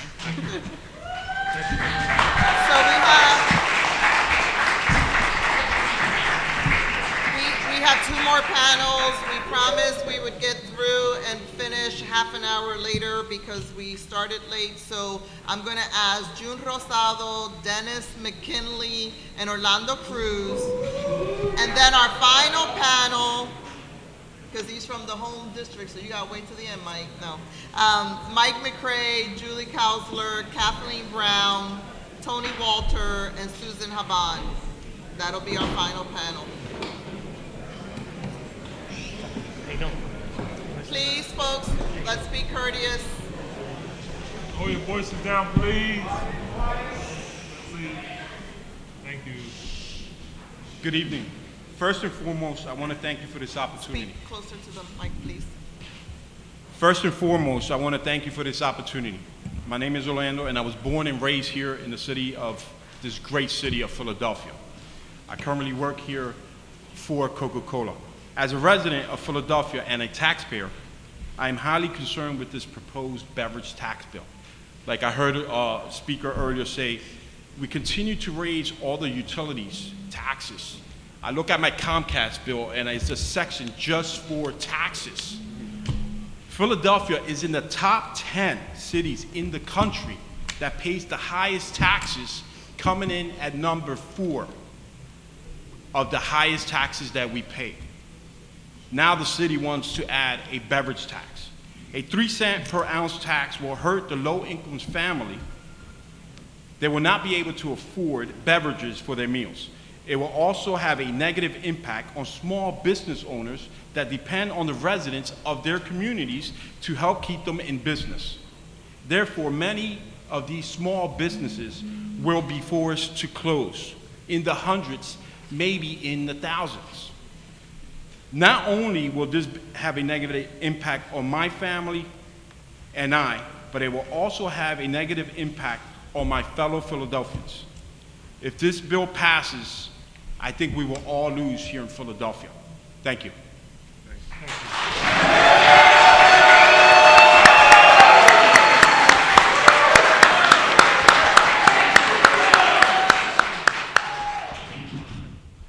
Hello, my name is Dennis McGinley. I work at the Pepsi Bottling Company in Philadelphia. I've worked there for 15 years. I'm also the shop steward there. I've worked as the shop steward as a union representative for 13 years.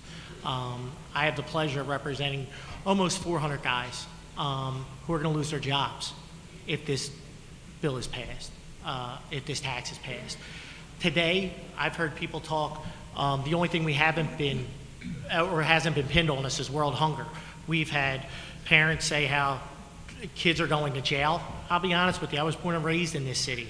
I didn't go to jail because my parents made sure I didn't go to jail, all right? That's why. I went through the public school system, right? Just like most people here. I got an education. I have a job that can sustain and take care of my 14-year-old child and myself, okay? We're not criminals. We're not the people that people are putting us out to be. People have to take care of their own children. That's the cold hard facts. It's not our responsibility. If you pass this tax, 2,000 members of the Teamsters are going to be out of jobs. Where are we going to go to get jobs? Nowhere, because there's no other industry in this city. Where's the rest of the jobs at? Nabisco, which had over 500 employees, just left the city. How long ago? There's got to be another way. You cannot put this tax on the back of one industry. We all have children. We have members right back there who have their children with us, or with them. We had other members who sat here with their children right next to them. We want pre-K. We want parks. I grew up in this city. I played in the parks, you know, just like everybody else in this room did. We want all these good things, but put it another way. You cannot put it on the back of one industry that can cost 2,000 jobs. Where are you going to get that tax money? You know, that's something they teach in school, simple math, right? 2,000 jobs, where's that tax money going to come from? Come on now. Let's be real, all right? This is a great city. This is a city that's going to wind up like Detroit. if we keep on putting industry out of this city. 2,000 jobs. What about our children? Right? What about our 2,000 children or 4,000 children or X amount of children that don't have parents who can pay the mortgage, that can feed our children and can't send them to school?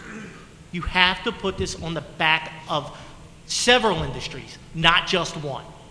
It's not a soda tax. It's 1,600 plus grocery items that will be taxed. 1,600 plus. All kinds of things. Let's get real.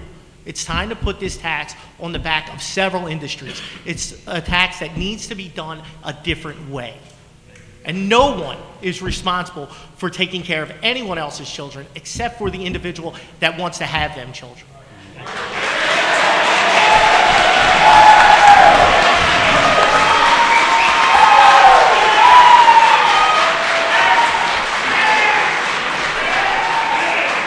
Good evening. Good evening, City Council. You have a lot of emotions here. My name is Wilfredo Rosado. They got me there as June. There's a lot of pros and cons here. But there's no one in this room that don't love their children. We all love our children. The ones in the back that are saying we're against, the ones that are saying that they're for. We all love our children. The question is the methods that we're trying to come up with to be able to supply for our kids is affecting a lot of other areas. Right now, we have people saying that beverages or sugar in the soda is bad for you. Well, I have a problem with you telling me that soda is bad, but we legalize marijuana. Yes, absolutely. So, are we talking about taxing marijuana? We said let's raise the tax on cigarettes. People are still smoking. And nothing's being done. This is already the third time that this has been brought up and trying to get passed. If a tax is going to be passed, it should be beneficial for everybody, not just one group. I don't think that a tax should affect the job of anyone. I have a family, but so does everyone here. It's easy to say, well, those guys are going to lose their jobs because they're not in the soda business. But I have my two boys, and I have my little baby girl that was just born 6 months ago. What am I going to do? I just bought a new house. Where am I going to go? What am I going to tell them? We got you a playground, but now you don't have a place to live?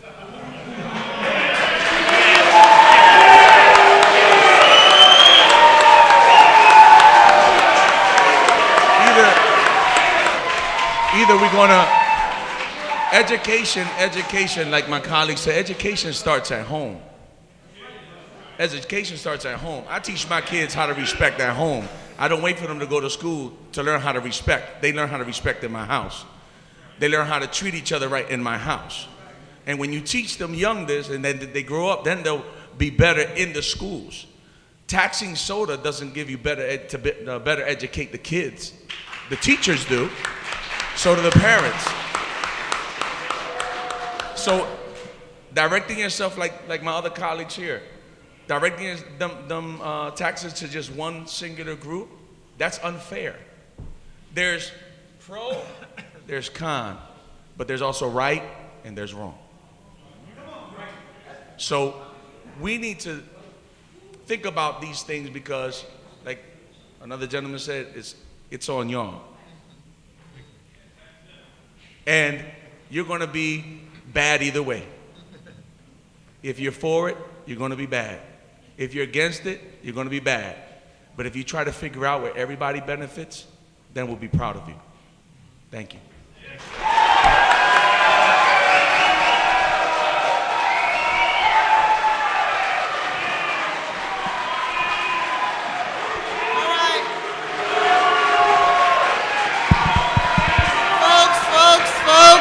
Folks, we gotta be respectful.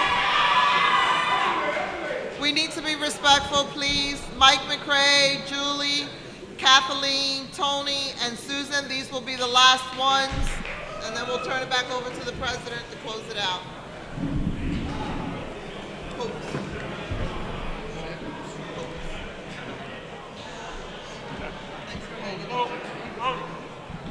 All right, folks, hold on. Please, we got our last panel. Hello? Hello? Can you keep quiet, please, so we can get the last panel? Thank you for your cooperation. Thank you. All right. Thank you. Please proceed. Start from the left. Hello there. I'm a little out of my element, so I'll do my best. Okay. My name is Tony Walter. My family and I own a small chocolate manufacturing retailing business. We manufacture just a few blocks from here, actually. I'm here not on behalf of the soda, you know, one way or the other on the soda tax. I think you guys can take a sigh of relief there. I'm here for small business in the city. My father and I, 15 years ago, took over a building that had been vacant for several years.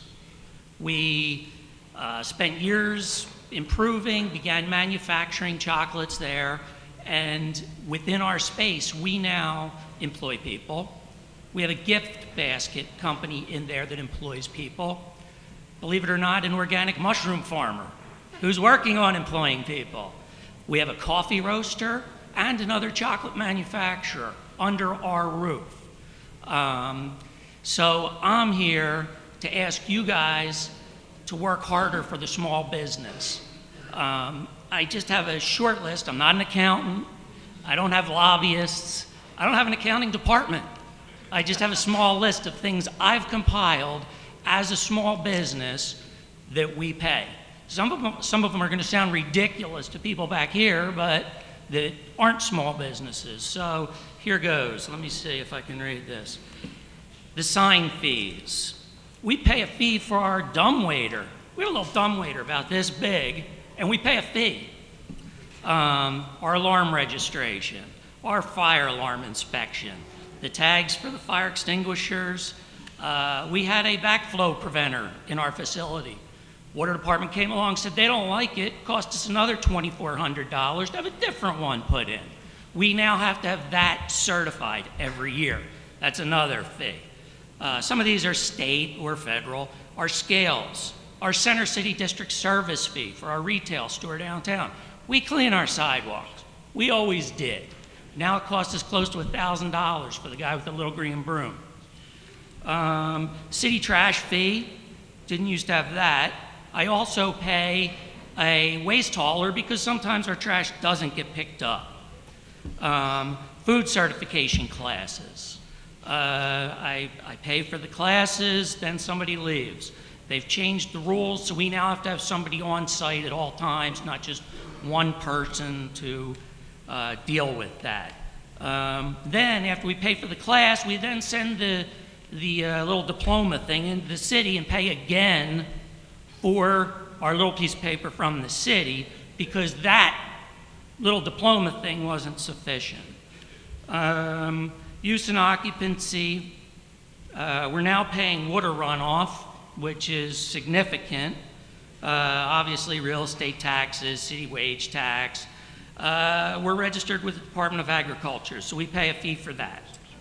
Philadelphia, you know, everything the 2% higher sales tax. Our parking lot where we park, that tax was just raised, so our parking lot fee, because we drive around, that just went up. Then the Social Security the employer portion, Medicare, state unemployment, federal unemployment, federal income tax, state corporate income tax, Philadelphia business incomes receipt taxes, and then as somebody said earlier, all the additional taxes on utilities across the board. I think that covers what came to mind quickly, except just the other day, sorry, my mouth's a little dry, I'm nervous. Just the other day, I got my food prep license, which was another $300 this week, and I believe that's up. I'm not positive. Like I said, I don't have an accounting department. This is just what I scraped together and get in front of you guys here. I'm not Comcast, like I said. I'm not Coca-Cola. But we do employ people in this neighborhood. And the people we've brought in with us also peak times, all of us put together, we can be, you know, I don't know, maybe 75, 80 people. We are seasonal, but, and several people in here have worked for us seasonally. And I didn't know they were going to be here. They didn't know I was going to be here. But many of our employees and the people with us employ people from the neighborhood. So I'm just here to ask you guys to help us, the people who aren't Coke and Comcast and Pepsi and everybody else, the little guys employing people from these neighborhoods that just go to work every day and work hard, but continue to get the bill in the mail. And that bill increases every time it comes. Thank you. So, Thank you. well, I guess it's your turn. We understand. You did a pretty good job. Thank you.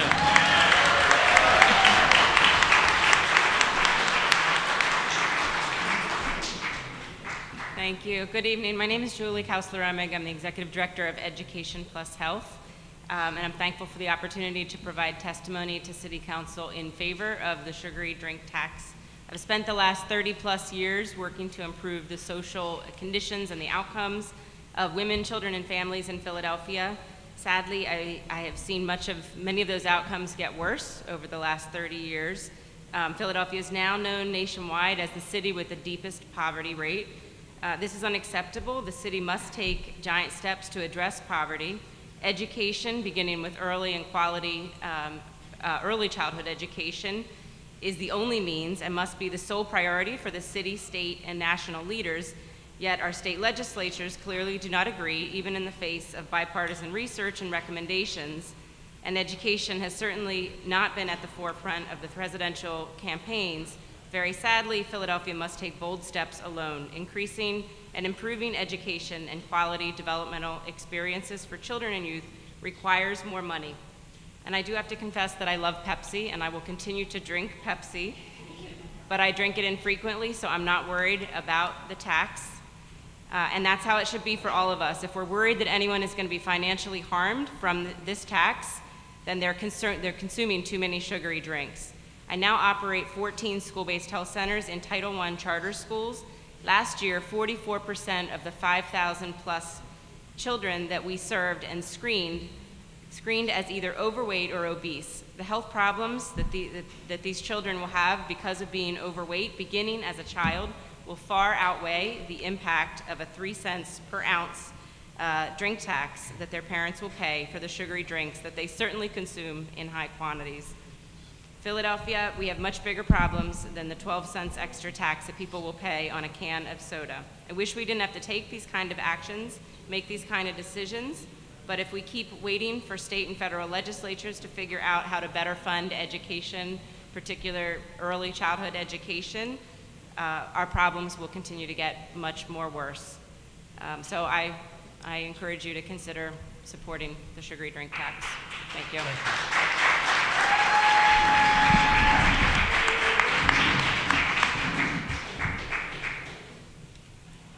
Good evening, City Council members, President Darrell Clark.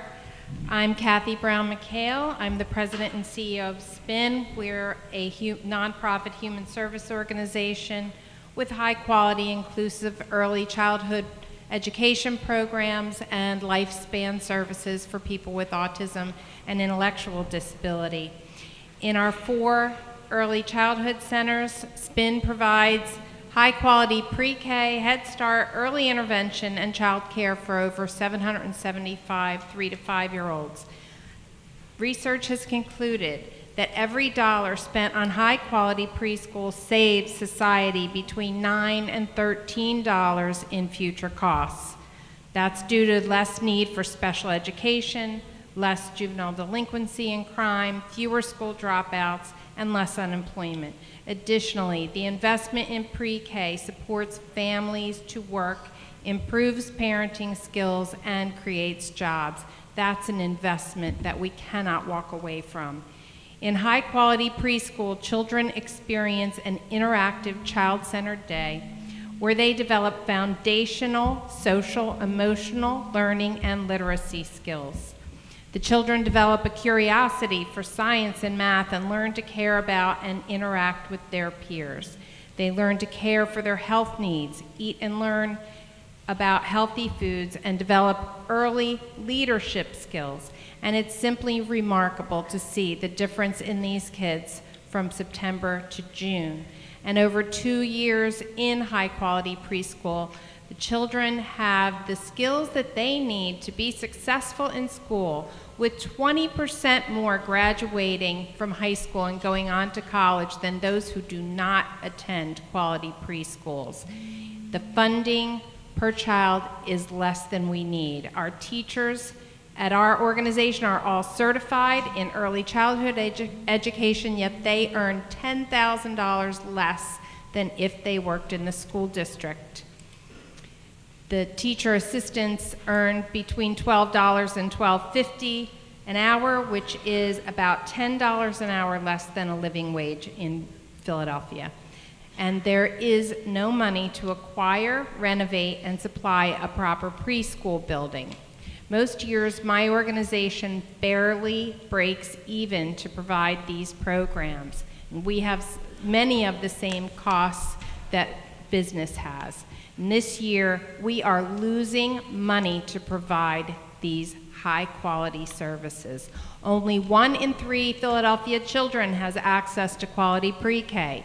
This results in developmental and educational deficits for children, increased stress for young families, and it further burdens an overburdened school system. The downward effects on Philadelphia and all its citizens are difficult to calculate, but they are cumulative and lasting. I urge City Council recognize the critical importance of early childhood education to the future of Philadelphia and invest in our children's future. Thank you.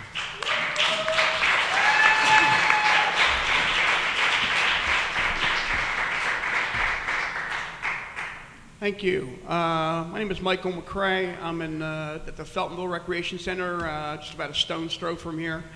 One of the things that we do as a volunteer, I'm president of the advisory, is that we raise money on site for the cost of the programs that we run.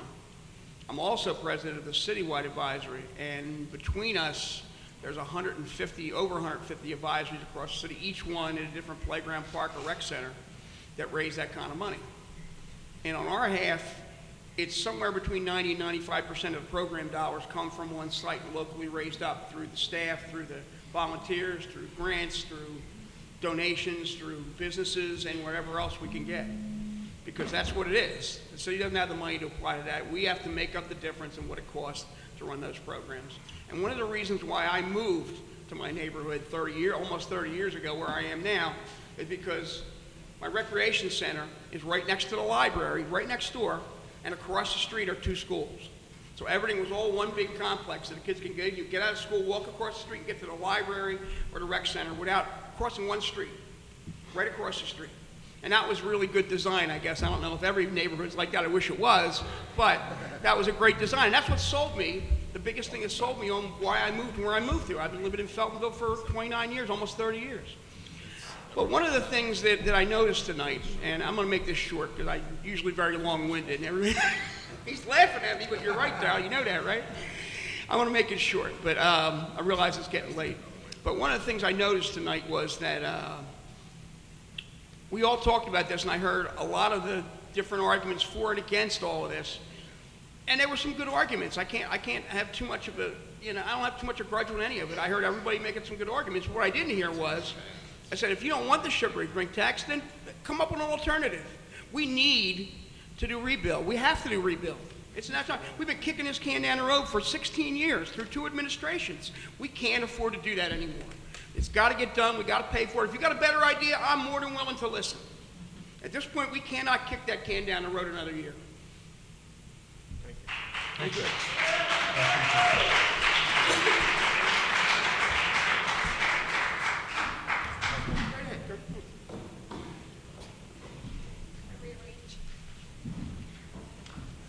Good evening, City Council members. Don't mind my cold. My name is Suzanne Haben. I'm a lifelong resident of Philadelphia, and I'm a 4th grade public school teacher. in Harrogate. I'm testifying today to support the tax on sugary drinks. Thank you for your time and attention this evening. To be honest, when I first heard about this tax, I was against it until I saw where the funds would be spent. The biggest amount would be used to expand preschool programs in order to give all Philadelphians the ability for a strong start. Many years ago, my younger brother was enrolled at the local Head Start program, which had a huge positive impact on his early development. He struggled at expressing himself verbally, and it was the safe, structured, nurturing preschool environment that set him up for future successes. Now he is an employee of the city of Philadelphia, and when he continues to buy his Coke products, which he will be ensuring that future generations receive a quality preschool program just like he did. No, these aren't his children, but they are all our children. Our neighbors' kids, the students in Philly schools, the children that ride SEPTA, and the future employees of the city of Philadelphia. The funds would also rebuild parks and recreation centers. Parks and recreation centers were a crucial part of my childhood. Today's children also need a safe, clean place to socialize and play. A few years ago, I worked at a local police athletic league center. Kids would come in an after-school program, complete their homework, and then practice a seasonal sport and play games for an in-house league. For some of these 9 to 12-year-olds, this was the first time they've ever been on a team. That was surprising to me. How else do we learn to follow rules, work as a team, win as a team, and more importantly, lose as a team? A team creates a sense of belonging, a feeling similar to what lonely, bored children could possibly find in a gang. For that reason alone, we should increase funding to our recreation centers. It's primarily for these reasons that I'm encouraging you to support the mayor's tax on sugary drinks. Thank you.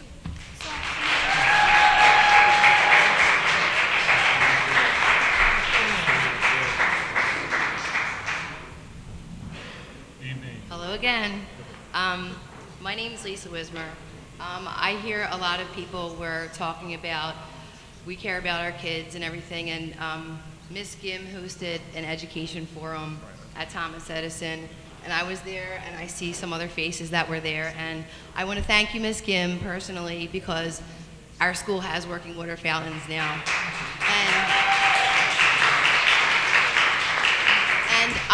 And I want to tell you all in this room that we elected our officials, and we should trust our officials that we elected. I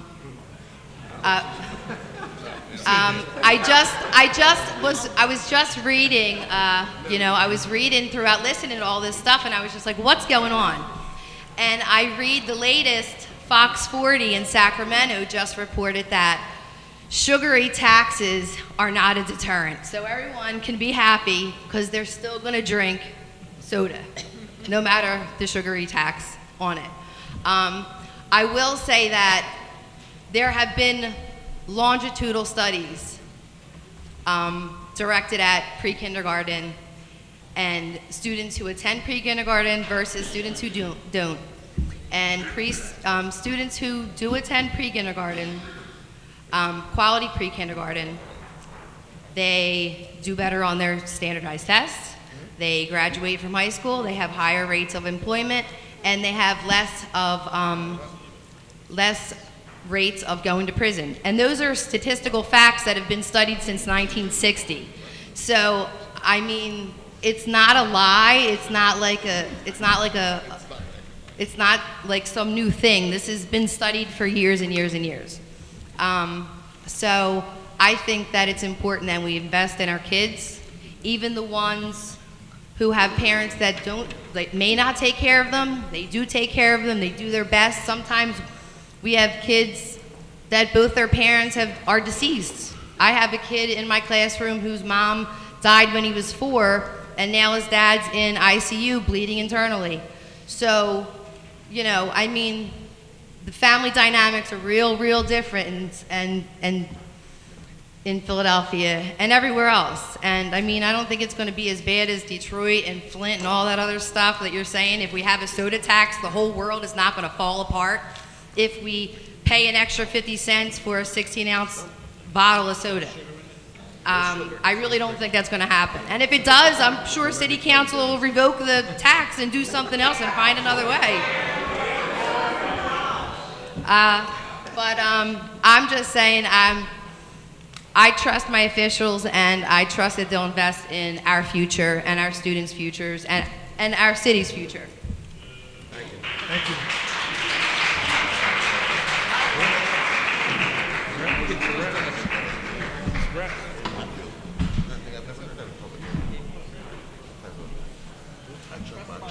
Yeah. Folks, I'd like to thank all of you so much, and those that have left, thank you so much for the participation.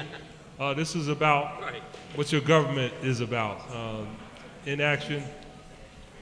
You keep, all right. All right. Thank you all so much. I want to thank the Councilwoman Quinones-Sanchez for her participation. I want to thank Councilman Dom, Thornberger, Green, Squilla, Gim, Keenan, Bass, and David O. Thank you all so much. We have the official business to conclude. I got to wrap. Council, this concludes the neighborhood budget hearings for this evening. The committee will stand in recess until Wednesday, April 13, 2016 at 10 a.m. Real quick, folks. For those of you who want to continue, hold on one second, folks. Real quick, we will have community budget hearings in City Council for those of you that want to continue to talk about this issue. Tuesday, April 19th at 5 p.m. in City Hall. Wednesday, May 4th, 5 p.m. in City Hall. We will have testimony for the public to come in and talk about any issue, not just the sugar tax, okay? All right, so you will have another opportunity, bottom line. All right, thank you all so much.